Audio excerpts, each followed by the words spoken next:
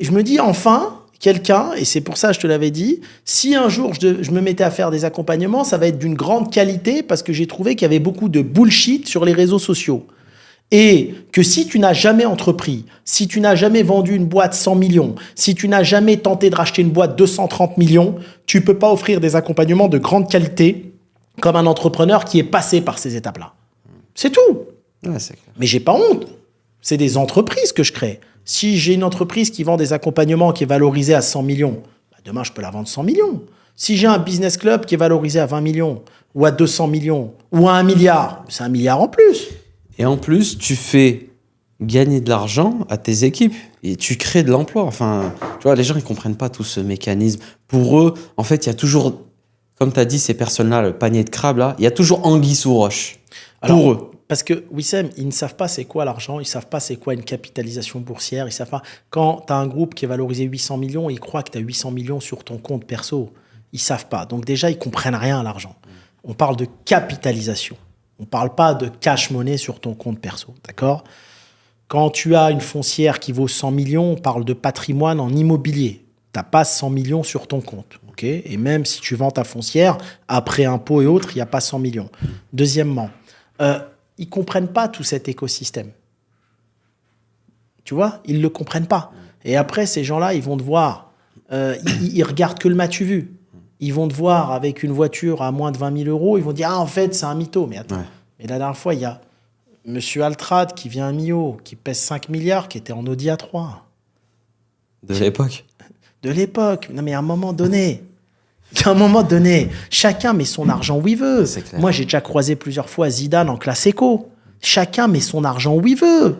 Si ces messieurs-là préfèrent avoir des petits véhicules, être en éco et donner des millions d'euros à des associations et à des orphelinats, c'est peut-être eux les vrais riches. Exactement. C'est eux les grands messieurs. Tu disais aussi à un moment que Xavier Niel prenait le train pour aller en Suisse. Bien sûr, je l'ai déjà croisé dans le train 2-3 fois pour aller à Genève. Paris-Genève. Ouais, donc ça, alors qu'il peut se permettre d'avoir un chauffeur Maybach et de l'amener en Suisse. Mais pour refaire. Tu vois ? Pour refaire. Lui aussi, il est dans un gain de temps. Il va pas mettre 5 heures en route. Il va pas prendre un avion pour 300 km pour refaire. J'ai déjà croisé Bernard Arnault avec ses enfants dans le train aussi, direction la Belgique. J'ai déjà croisé... Écoute, à mon dernier passage à Paris, dans mon train pour le Luxembourg, il y avait Michel-Édouard Leclerc. Et bien sûr, les grands hommes, c'est les plus simples. Hein. Les plus riches, c'est les plus simples. Hein. Il faut pas tout mélanger. Hein. Hakim, toi, tu vois, là, on a parlé des haters, mais tu as aussi des fans. Ouais. Est-ce que, toi, qu'est-ce que tu préfères entre les deux ? Tu préfères un haters ou un fan ? J'aimerais bien un jour qu'autour de cette table, tu me ramènes 3-4 haters. Tu me l'as demandé. Bon, les amis, Hakim m'a souvent demandé d'amener des haters autour de cette table. Et moi, j'ai un petit peu refusé. Pour quelle raison, Hakim ? Parce qu'on leur donne du crédit. Et moi, j'ai pas envie de donner du crédit à des personnes en fait qui se servent de cette force-là pour se faire connaître eux, tu vois, et pour vendre leurs trucs, etc. Ça, je trouve que c'est.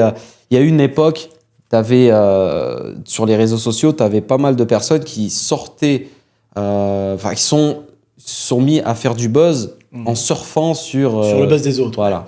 Écoute, moi, je connais pas bien. Donc, toi, t'aimerais bien qu'on en invite quelques-uns. En fait. Ce que j'aimerais surtout, quelles que soient les communautés en France ou ailleurs, qu'ils soient bienveillantes. Chacun fait ce qu'il veut. Et je conseille vraiment aux jeunes entrepreneurs qui travaillent, ne regardez pas les autres, regardez-vous. D'accord ? N'écoutez pas ces gens qui sont à la limite de l'abrutisme. Ces gens qui croient connaître, oui, c'est ta vie, qui croient connaître limite ce que tu as dans ton compte, mais tu as l'impression que c'est tes banquiers d'affaires. T'as l'impression que tu les vois avec leurs messages des fois sur Instagram à la compte, t'as l'impression qu'ils sont à Hong Kong, à la HSBC et qu'ils voient combien il y a sur ton compte. Alors qu'ils savent même pas où est-ce que c'est Hong Kong. Tu comprends ? Non, mais la réalité, elle est là. C'est un des seuls peuples qui connaît, je sais pas, c'est des voyants, tu vois, et qui, à quoi, ils sont là en train de raconter que des conneries à longueur de journée. C'est dramatique. Moi, tu me parles d'une personne. Quand des personnes autour de moi me parlent de gens, lui, là, ou là, je connais pas. Je suis pas dans leur compte, moi. Je suis pas dans leur compte et je vais pas remonter les filiales qui partent de France vers la Suisse, vers Hong Kong, vers l'Espagne pour savoir qu'est-ce qu'il a, où, avec qui, pourquoi. J'en ai rien à foutre. Je m'en contrefiche. Je regarde ce que j'ai moi, ce que je crée, ce que je développe.